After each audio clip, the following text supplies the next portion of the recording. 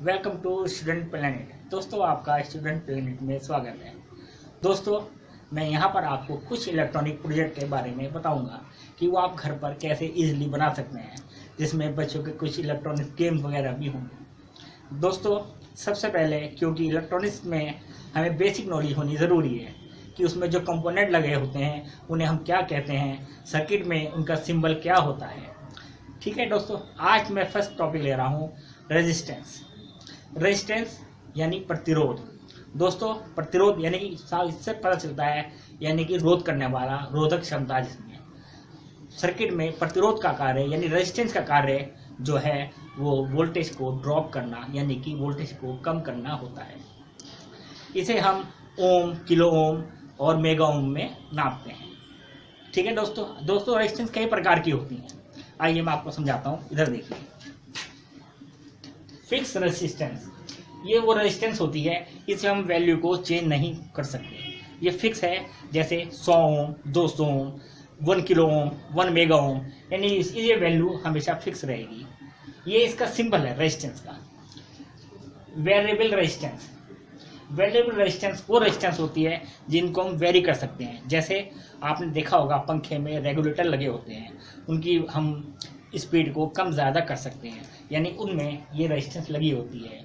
या radio, tape recorder, TV वगैरह में जिनमें हम वॉल्यूम को कम ज़्यादा करते हैं, उन सब में वेरिएबल रेजिस्टेंस लगी होती है।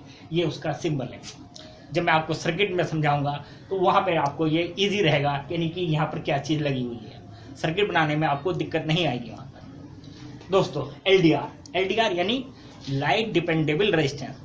लाइट डिपेंडेबल यानी कि जो लाइट पर काम करती है और अंधेरा होने पर काम नहीं करती है।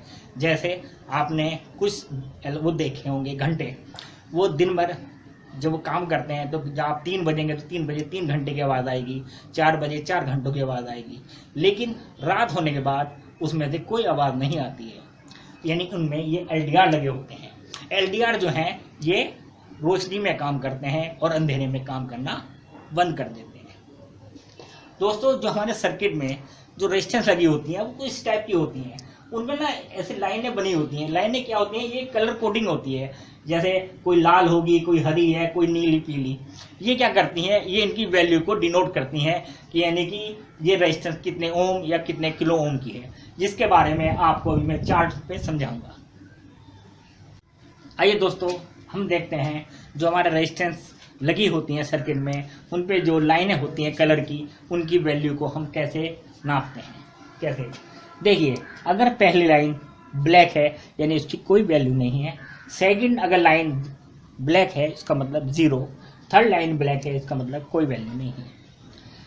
ऐसी ब्राउन लेंगे, ब्राउन में अगर पहली कलर ब्राउन है इसका मतलब 1। अगर सेकंड ब्राउन है उसका मतलब भी 1 और थर्ड है तो उसका मतलब 0। उसी तरह अगर हमारा पहला कलर लाइन का रेड है उसका मतलब 2, सेकंड कलर रेड है उसका मतलब 2 और थर्ड कलर है तो यानी कि 00। इसी तरह इसी क्रम में ये हमारी वैल्यू बढ़ती चली जाएंगी। अगर फर्स्ट ऑरेंज है तो 3 हो जाएगी, येलो है तो 4 हो जाएगी। फॉर एग्जाम्पल, एक रेजिस्टेंस है हमारी ऐसे।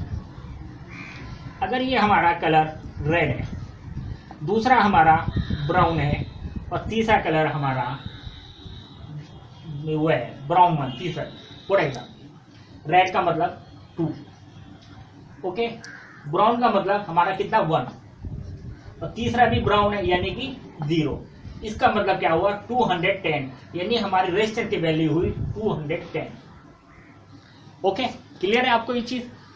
इसी तरह अगर हम दूसरी रेजिस्टेंस लेंगे तो उसकी वैल्यू आएगी 3। बाय द वे, हम कहते हैं ये हमारी वैल्यू, ये ऑरेंज है कलर, ये हमारा रेड है और ये हमारा ये ब्राउन ही है, यानी ऑरेंज का मतलब 3 हो गया। दूसरा हमारा रेड का मतलब 2, ब्राउन का मतलब 0 है यानी कि 320 ओम, यानी 320 ओम। दोस्तों, मैं आपसे एक चीज कहना चाहूंगा, जो मेरा अगला पार्ट है उसमें आपको मैं एक बच्चों का इलेक्ट्रॉनिक गेम बनाना सिखाऊंगा। इसलिए आप मेरा अगला पार्ट देखना ना भूलें। इसलिए आप मेरे इस चैनल को सब्सक्राइब करना ना भूलें। थैंक्स।